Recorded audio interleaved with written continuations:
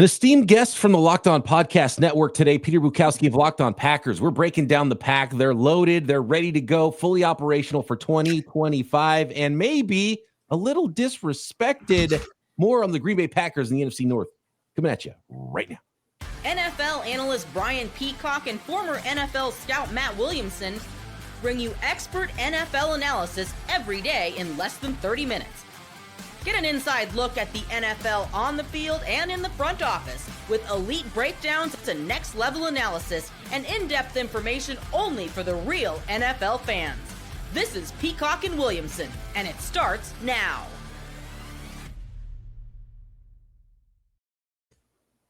Welcome to the Peacock and Williamson NFL Show. Brian Peacock alongside Mathew Williamson, as always, at BD Peacock at Williamson NFL. Thanks, everybody, for making us your first listen on the Locked On Podcast Network, your team every day. Love all of our everydayers out there. Thanks for hanging with us. And I'm sure you know Peter from all of his work here on the network, and you got to find him at Peter_Bukowski, if for no other reason, his banter with Chicago Bears fans, because or San Francisco 49ers fans, as it happens a lot. So I do miss. Lately, it's been Houston Texans fans, because I think CJ Stroud is pretty overrated, but that's a conversation for another day. And that's a great place to go at first, because I know how you feel about Jordan Love, and I feel like, we did fantasy quarterback rankings yesterday, and look, fantasy and real football is different as far as value goes. But I think Jordan Love was was he, Matt? 18 overall? He was really low. That was Pro Football Focus's list. He was low. 4th out of 4 NFC North quarterbacks. So and I hate to break it to you, Peter, but it's been a good run, basically your entire life. Sorry, man. The Bears found a quarterback and a head coach, so it's all over now. Yeah, it's been all over, according to Chicago Bears fans, for about 30 years, and they haven't been relevant since 1985. So I don't know what to tell them at this point, but maybe someday. But today's not that day. Oh, it's coming. Not only Caleb Williams, but JJ McCarthy was top 10. He was number 1 of all the NFC North quarterbacks. We hadn't even seen him play a regular season game yet. Well, we always over-index rookies in fantasy. That's just like time immemorial says that we do that. I don't know why it would be a quarterback like JJ McCarthy, who didn't even throw that much at Michigan. I know that the expectation is he's going to throw a bunch in Minnesota, because they threw a bunch last year with Sam Darnold, but like, this is a guy who's a never ever in the NFL, never played an NFL snap, and he's just going to walk into the league and be Jaden Daniels last year, be Justin Herbert a couple of years ago, even though no one thought, what was he, QB4 in his own draft? Like, come on, like, this is. I believe in Kevin O'Connell. He's a really good coach. It is very annoying to me personally that Luke Braun gets to cover that guy, and Justin Jefferson and all the weaponry that they have. But come on, you still need to be the trigger man. You still need to have someone who can get these players the ball. And like, I don't know why you would believe in JJ McCarthy. By the way, the Packers had a better offense than the Vikings last year with Sam Darnold. So is JJ McCarthy going to immediately be better than Sam Darnold? Give me a break.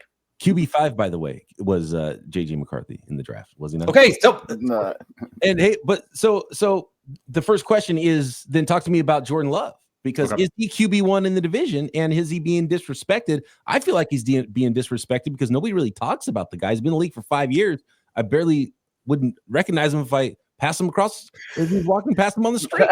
Well, real quick, Peter, I know you're aware of this, but I really think. You mentioned like pass attempts. I mean, when it was all said and done, Green Bay was one of the run heaviest teams in the league. Yeah. But I think so much of that is when Willis took over because of injury, they didn't pass the ball at all those games. And then when Love got back on the field, he just wasn't the same. Yeah, he was hurt. And I think we have to remember that part of it. Like he tears his, has a knee ligament issue. We don't know exactly what happened, but a knee ligament issue on the ice rink that they played on in Brazil. And that caused him to miss 2 games. He comes back against Minnesota. He's not the same, but starts to get healthier.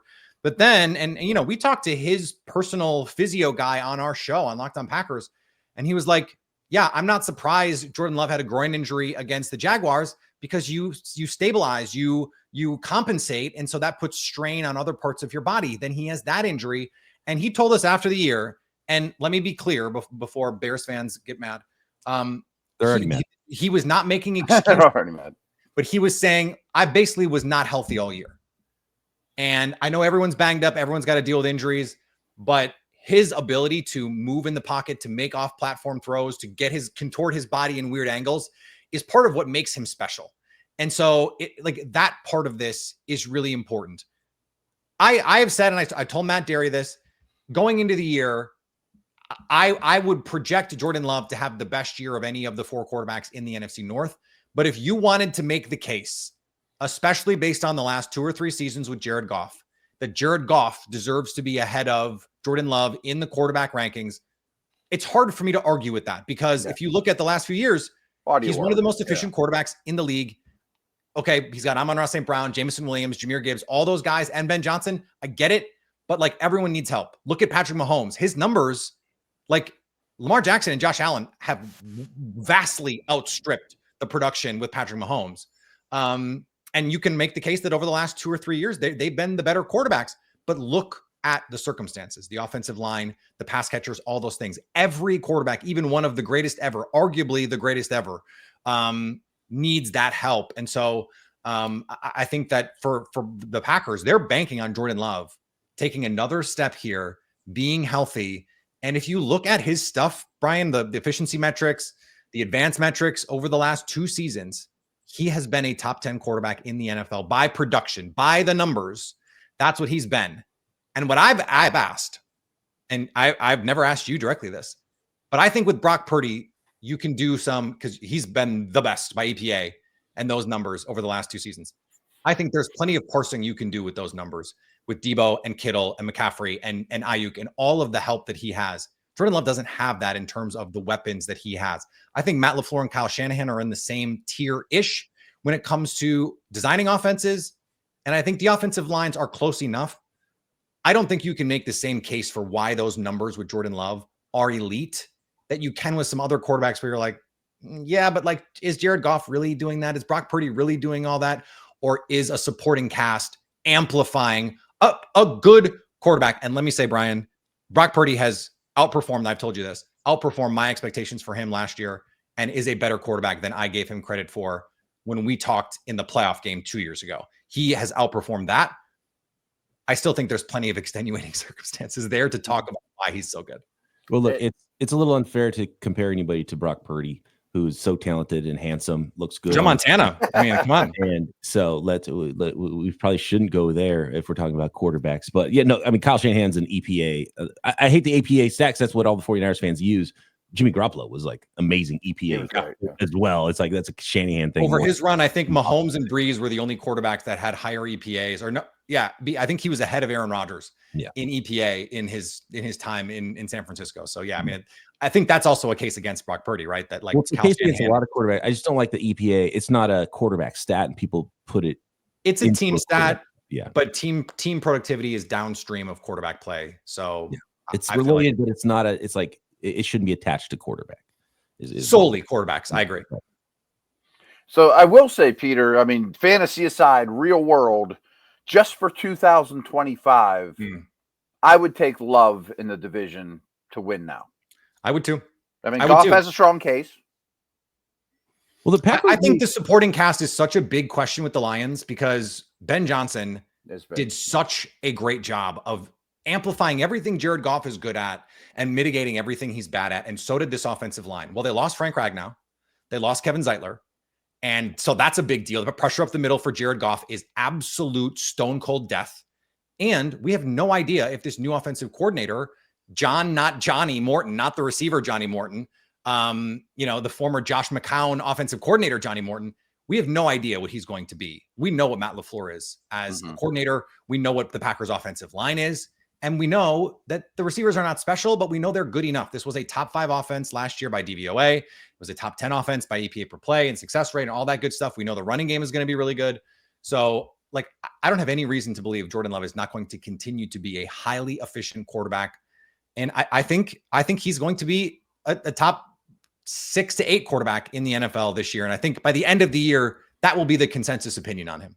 More with Peter Bukowski of Locked On Packers. How are they going to replace Jaire Alexander on defense and why this Packers team will be again in the playoffs and maybe even further into the playoffs in 2025 next. This episode of Peacock and Williamson is brought to you by Monarch Money. You ever check your bank account? I know what's happened to me. You wonder, where'd all that money go between dining out, online shopping, entertainment? It's easy to lose track, and that's where Monarch Money comes in. Your personal CFO, giving you full visibility and control over your finances. Monarch Money isn't just a budgeting app. It's a complete financial command center, tracking all your accounts, investments, spending, all in one place, so you stop just managing your money and start building wealth. Love the collaboration. Managing money with your partner is smoother than ever. It's so important to track shared and personal accounts, setting goals, and stay on the same page without the stress. Realize how much you're spending on coffee or food delivery every day. Take control of your finances with Monarch Money. Use code LOCKEDONNFL at monarchmoney.com for 50% off your first year. That's monarchmoney.com. Code LOCKEDONNFL for half off your first year. I want to see it. I want to see a healthy Jordan Love this year, and I can't wait for the NFC North. I think they're all going to be well-coached teams. I love the hire of Ben Johnson. I think it was a home run for Hate it. They still have to stick that landing. But one thing you have to do is you can't say that, well, the Bears or the Lions aren't going to feel any effects from losing Ragnow and Johnson. They're going to be just fine. But then the Bears are going to be awesome because they got Ben Johnson. It's kind of like, which is it? Right. And that's where I'm at, is like, I'm really interested to see how both of these go. And I think things could still go okay for the Lions, but we read the stats here, Matt, on the Lions offense. I mean, not even talking about losing their offensive coordinator, which everyone is universally believes he's one of the best in the NFL. Without Frank Ragnow, their success rate and their yards per play goes from like second in the NFL to 27th or something like that. I mean, it's a big deal what they've lost on offense for the Lions this offseason. And the defensive coordinator and some other assistant coaches. And, Absolutely. Their window might have closed. I wouldn't say it's closed, but I don't think it's closed, but it could be closing. It's not as open as it was, I think. And right. Fascinating here in the North. And I think the most consistent team, the team that was already good, already a playoff team, is now going to have a healthier quarterback and has gotten better. I made the case, Brian, a couple weeks ago on our show that the best case for the Packers in the NFC, period, not just the NFC North, is continuity. Because Philadelphia, they lose a number of key contributors. They've got to replace an offensive coordinator that was vital to the elevation of Jalen Hurts last year in an offense that had major problems against pressure. We went through the Lions issues. The Vikings are going to take a step back, I believe. I know that they kept coordinator continuity, but QB continuity is like the most important thing in the NFL. And so we have no idea if he can play. And then there's these questions, I think, in the NFC South about how good any of those teams actually are. And the NFC West, all those teams have question marks. Did the Rams defense actually get any better? Are the 49ers going to be any healthier? And they moved on from some guys. They have some guys getting older. They've got some guys that are, getting paid. I think the case for Green Bay in the NFC, period, is, hey, it's a defensive coordinator that looked awesome last year, an offensive coach that we know has the bona fides, and a really good quarterback, and the youngest team in the league. You would expect them to take a step forward. 9 wins, 11 wins. Are they going to win 13 this year? Probably not. It's a tough schedule. But they are, to your point, being disrespected in the view of the league right now, because they're really, really good. Let's talk about weapons for Jordan Love on offense. Added a first-round wide receiver, which has just been a thing. And I'm kind of disappointed because we don't get the whole Packers didn't draft a first-round wide receiver again thing anymore. We finally got themselves one. But to be honest with you, I thought their strategy of drafting the second, third, fifth round guys was working out pretty well. I like their group of guys and feel like there's almost too many. So, how is this lineup going to look? I think Jaden Reed in the slot is easy, but what's the rest going to be there for the Packers offense, and how is everybody going to line up now with the rookie added to the group? And B, which one of those wide receivers is going to get traded to Pittsburgh? Well, the name that's been floated out there is Romeo Doubs on that last question. And he was someone that Aaron Rodgers really liked, at least early on in that 2022 season. By the end of the year, I don't know if he felt the same way, but time with Aaron can heal a lot of wounds. That's for sure. I was not surprised that they drafted a receiver in the first round. In fact, by the end of the pre-draft process, I was predicting that they were going to draft a receiver because they have a lot of good players. I was waiting to see if that lack of true alpha one was going to hurt them. And I think it did in the postseason. Now, if you have injuries, Christian Watson tears his ACL in the last week of the season. Jaden Reed gets hurt in the game. Romeo Doubs gets hurt in the game. And so suddenly you're throwing to Bo Melton, Malik Heath and Dontavian Wicks. I don't think anyone has those guys on their starting fantasy football teams in their fantasy playoffs. I'm a Wicks truther. I love Dontavian Wicks. Well, so Dontavian Wicks is the one guy, and I think he got like 17 targets in that game ultimately because he was the only guy that they had. But there were times last year against the best teams, 0-2 against Detroit, 0-2 against Minnesota, 0-2 against Philadelphia, where you go, they are talent-wise a guy short on offense, a playmaker short on offense. And so why not go for it in the first round? Mathew Golden would not have been the guy that I would have taken personally. But we've seen what this offense looks like when Christian Watson is not in it, when they don't have that vertical speed element, and it is tough. Any offense that lacks that speed, that ability to take the top off a defense, you saw this in San Francisco, Brian, like when you don't have that vertical element, it just becomes so difficult to get the spacing to work. And I think Mathew Golden is going to step right in as that vertical Z receiver, someone who can play the Christian Watson role, get everybody else open, and then also create these big plays. Christian Watson was their cheat code against man coverage, not because he's a polished route runner, but because he's freaking fast. Mm-hmm. And Matt LaFleur was really good at designing man beaters where you get Christian Watson against space. And a corner is going to lose that battle every single time because there just aren't that many guys who are going to be able to run with 6'4", 215, 4.35 speed. Now, I don't think Mathew Golden quite plays that fast, but I also think if you go back and watch Mathew Golden at Houston, when he had a quarterback who could actually throw the ball down the field, he looks faster. It's a weird phenomenon. Like, he doesn't look as fast as Texas. And I truly think part of it is because Quinn Ewers has a noodle arm, and just like how many times he had to come back to a deep ball, or the ball is nowhere near it where it needs to be on a deep throw. I think like there are times you'd watch him run a post against Houston. He is exploding out of that break vertically to gain ground. Against Texas, he gets out of the break, but then is sort of like, okay, I'm going to have to wait for this ball because it's going to float. I got to be looking. It's just a different thing. So I think that's where he's going to fit into all of this. And it's not a draft pick. It is a 2023 draft pick that I think is going to ultimately be the anchor of this offense in the passing game, and that's Tucker Kraft. They are already talking about getting him the ball more. Jordan Love said on the record, one of our points of emphasis this offseason is getting him the ball more.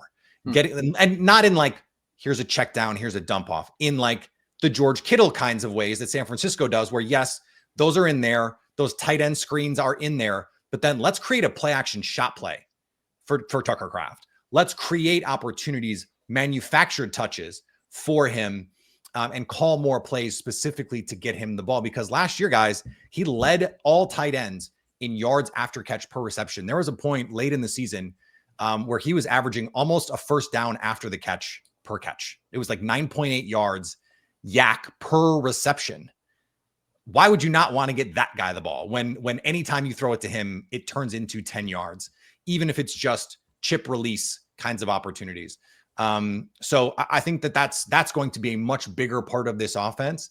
And if you add in that speed from Mathew Golden, now all of a sudden you can make the geometry fit here. You have Tucker Kraft and Jaden Reed to attack the middle of the field. You've got Mathew Golden to attack vertically. And then they added Savion Williams in the third round, who's a really intriguing player, as your design touch, I hate to say it, Deebo Samuel type, because he's 96th percentile speed score kind of guy. He's a legit 6'3", 220, and can fly low 4.4s. Usually the Deebo Samuel comps are guys who are like kind of meh athletes, but run really hard after the catch and are built like running backs. Savion Williams is an elite athlete.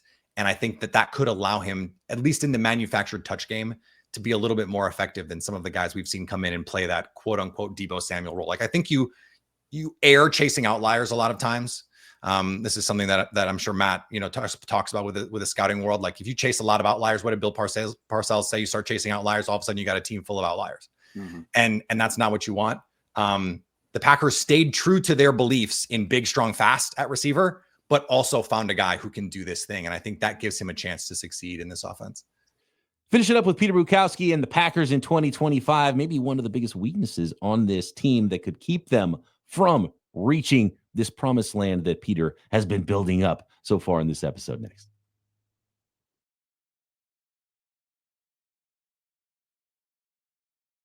So, Peter, you mentioned that you're looking for an alpha receiver. And I said this pretty much all over the last 2 years, but certainly all during our 2024 coverage.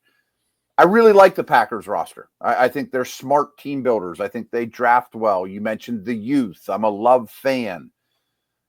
But I don't see an alpha on either side of the ball at any position. You know what I mean? Like, I thought maybe Rashawn Gary was going to be that guy. Who's Bosa, Watt, Parsons that puts teams away? Who's that receiver or superstar or the Lane Johnson, or you know what I mean? Like, there are Pro Bowlers. It's a good roster, but who's a great player on this team? This is a great question. And we actually did an episode last week about, as I was putting my top 100 list together, I was going, this is not great. that I'm this far down on the list. Right. And looking at some of these Packers players. Now, like, ultimately, Rashawn Gary, Zach Tom, those guys made my top 100. And so did Jordan Love, but that's it, right? And so maybe Edgerrin Cooper could be that. Yeah, or and McKinney, or I don't somehow Edgerrin Cooper. I got to talk to Ali Bronson about this. Somehow Edgerrin Cooper did not make the list that you could vote on, even though I'm pretty sure I put him on a little early, list, but, because I think I would have put him on because I think he has the chance to be like really, really special. But you're right. And this is something we've been talking about over the last 6 months, Matt. This, I think you can make the case, is the most hole-free roster in the NFL. But I meant to say that as part of the question. But if you told me it's not a top 5 roster in terms of talent, I would say probably right. Like, that's the weird thing. It's hard to even think of a comparison, right? Like, this is just not how teams are normally built. Normally, when you have flaws in your team building, it's because you have flaws in your team building, right? So you have this high-end group of guys, and then you're going to have some holes here and there. Your right guard is not going to be up to par, or your nickel corner is a below average player, or you've got a second linebacker who just can't do it.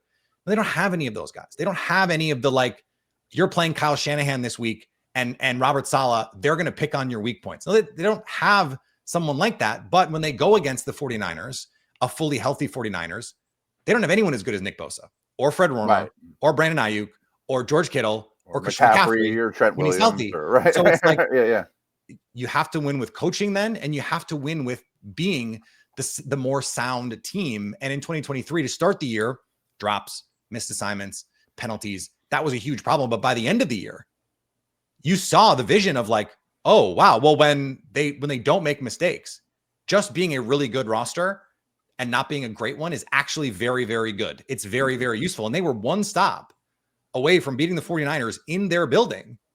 Now, the flip side of that, right, is if they'd had an alpha, if Rashawn Gary was Nick Bosa, would Rashawn Gary have closed the door on Brock Purdy on that last drive? Or if Darnell Savage were Xavier McKinney, does he catch the interception that Brock Purdy throws into his chest in the first quarter? And by the way, we should have mentioned Xavier McKinney, an all-pro last year, an outstanding player. Yeah, who has been made even better by Jeff Hafley in the scheme. So I think they're hoping that they can get some internal development and some of these guys can get there. I think Josh Jacobs was an elite player last year. Xavier McKinney was an elite player last year.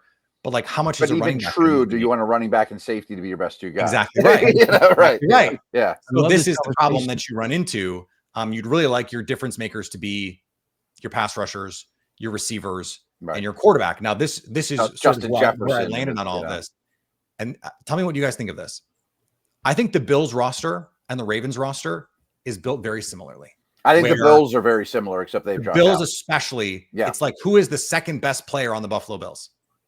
I actually think it's worse than the Packers. Is it James Cook? Is it Greg Rousseau? Like, I don't know. But do they have a lot of bad players? Maybe they're without Rasul Douglas, their cornerback 2 spot is probably not great. But they have Josh Allen. Yep. So you need Jordan Love to be in an easy division. You need Jordan Love to be a tick better for this to work. And I do think it can be. Like, I think you're right. I think they have a better roster than the Bills, but their quarterback is not as good as Josh Allen. Right. So how much better does Jordan Love have to be to close that delta with, say, the Eagles, with, say, the Lions, with, say, the best version of the 49ers or the Rams, if that offense comes together in the nuclear way that we think it could? One more tier could do it. I think so. I think you're right. If he's like the 6th best quarterback this year, they can win the Super Bowl. Like, I agree. I think that's in the cards, especially in the NFC, where, you know, the Eagles have taken a step back and the Lions have taken a step back. I think they've come back to Green Bay. We saw Jordan Love in the second half of 2023 be the best quarterback in the NFL by productivity standards. Like I'd take him over Hurts, who just won the Super Bowl. Exactly right. I think I would take Jordan Love over Jalen Hurts, but the Eagles roster last year was better. So what's the difference? Now, all that being said, and all the injuries, Elton Jenkins goes out, Devontae Wyatt goes out in that playoff game. That's a 1-score game in the fourth quarter. And so, like, the Packers defense kept them in it. No Jaire Alexander. That defense blanketed A.J. Brown, Devontae Smith, Dallas Goedert, and kept Saquon Barkley in check until the end when yes, Eagles fans always quick to point out Saquon took a knee. Okay, the game was over by then. Okay, like, relax. But the Packers gave the Eagles everything they could handle in that game without 5 of their best players. I think that tells you where they can go when their guys get healthy, but it's even more incumbent on them to be healthy because they don't have Nick Bosa. They don't have Puka Nacua or an Aaron Donald who can take over a game and make up that gap of the other players who are missing when you go to a backup. Now, the good news is the backup is not as, like, that gap difference is not as big. So, like, if Zach Tom gets hurt and they got to play Anthony Belton, their second round pick, well, they got a guy, right? Most teams don't. I always say this about the Packers, and I try and explain this to fans. The Packers have 7 guys that they feel comfortable starting on their offensive line. How many teams have 5? I wanted to bring that up too. Yeah. Right. So I think that's a part and parcel of this roster building. And that's a weapon. Like, we talk about Aaron Rodgers not having first round picks. They've spent multiple first round picks in the Aaron Rodgers era on offensive linemen. He always had good offensive lines. Jordan Love has always had good offensive lines. That is a huge, huge thing. And I think it could sink the Lions this year. Like, if their interior offensive line replacements are not as good as they think, that could scuttle a potential Super Bowl season. I don't think the Packers are going to have that problem. We always geek out on team building here on Peacock and Williamson. So this is a fascinating conversation. And I love the idea of, you know, depth versus star power. And the 49ers roster is getting less deep and more old and reliant on the stars. And you see last year what happens if you have a lot of injuries.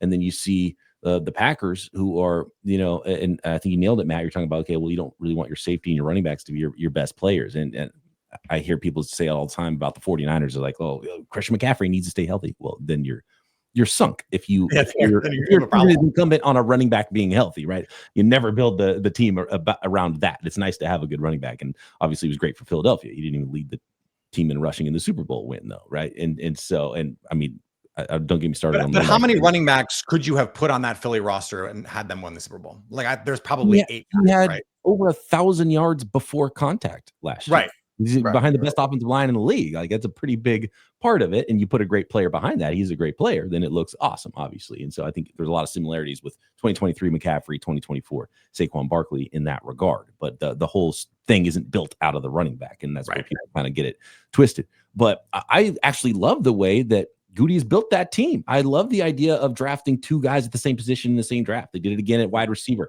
They did it at tight end. And guess what? The second tight end is better than the first tight end, right? Yeah. And a couple of offensive linemen, I believe, in this draft as well. And it's a very deep football team.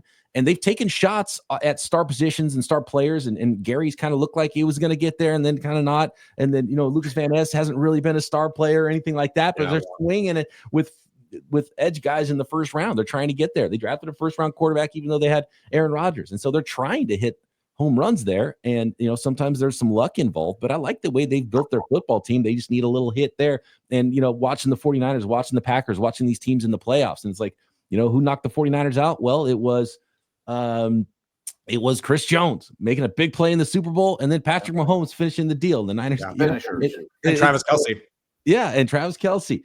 And then the quarterback gets knocked out by an elite edge rusher in the NFC Championship game in another year, and that ruins their season. So it's so important to be deep, but you need those closers, the finishers, the star power at key positions as well. So some positions. I think it hurt the Lions not having Aiden Hutchinson, of course. I mean, I think that was a big reason why they left, and they're dealing with this too, right? They have stars, but their depth is not the same. It's not the same as it was, and we'll see what it looks like moving forward. So it is a fascinating difference. And they take, again, to your point, they take swings in the first round. Eric Stokes was a bet on athletic upside. Lucas Van Ness, Rashawn Gary, their bets on athletic upside. And the good thing about that is having the ceiling means you're at least giving yourself the chance that you get that elite player.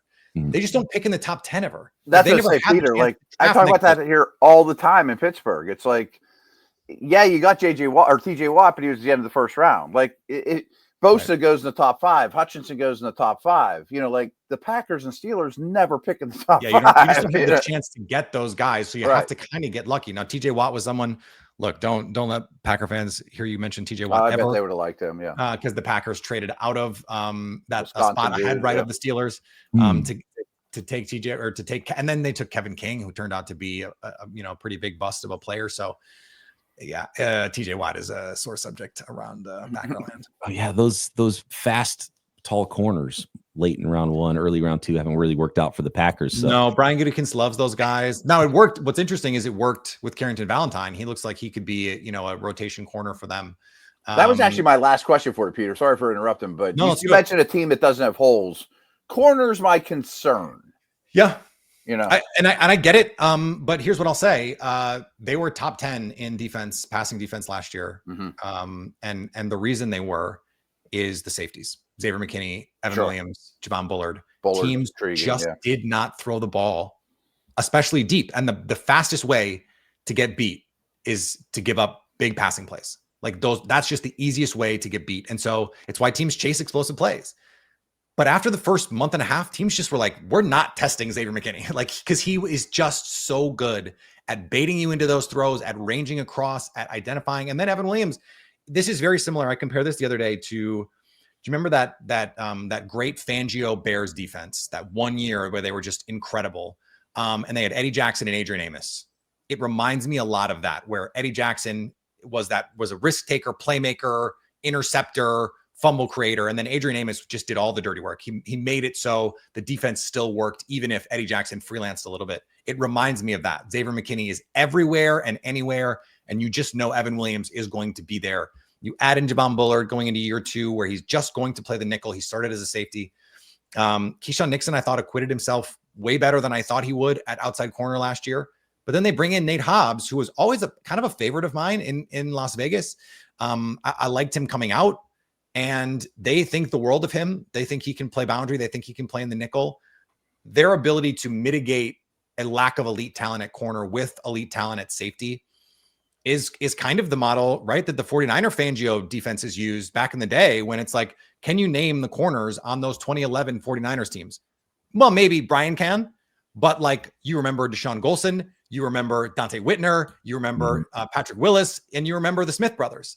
That was how that team was built. It kind of didn't matter who was playing corner for them. And I think that's kind of the defense the Packers are hoping that they can build. Plus Jeff Hafley, when they went to more cover 2 last year, they played more, to cap those corners so that those flaws were not exposed. They used more designer blitzes, and they were able to ham and egg it. I mean, look, if corners are not going to kill you against the Eagles, against AJ Brown and Devontae Smith, who are they going to beat you against? Like, there was not a game last year where you can point to and go, they lost because their secondary wasn't good enough.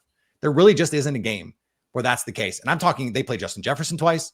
They played, the Lions twice. Lions, right? You can't point to a game and go, the secondary lost them that game. It just didn't happen. So like, that's kind of a miracle, but it's also, I think, point that proves that coverage is a weak link position. It doesn't matter how good your best players are. It's how good or how bad, in this case, your worst players are. And they just don't have any bad players. And they can withstand the loss of Jaire Alexander, probably, He doesn't play football, guys. Like, this is the problem with Jaire Alexander is he plays 7 or 8 games a year. Like, he just isn't.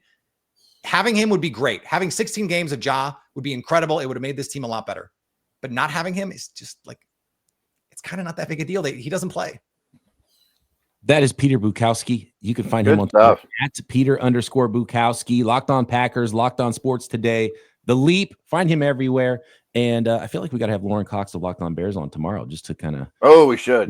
Find out exactly. Maybe Luke Braun is maybe NFC North week here. Matt Derry's always fun to talk to. Locked on Lions as well. I think Matt Derry's in Italy. None more fun to talk to. Best division in the league. Yeah. It's going to be fun. I can't wait. NFC North is fascinating for sure. And of course, you can find Matt and I every single day here. Make sure you're subbed up on YouTube and everywhere you get your podcasts. Back tomorrow right here, Peacock and Williamson.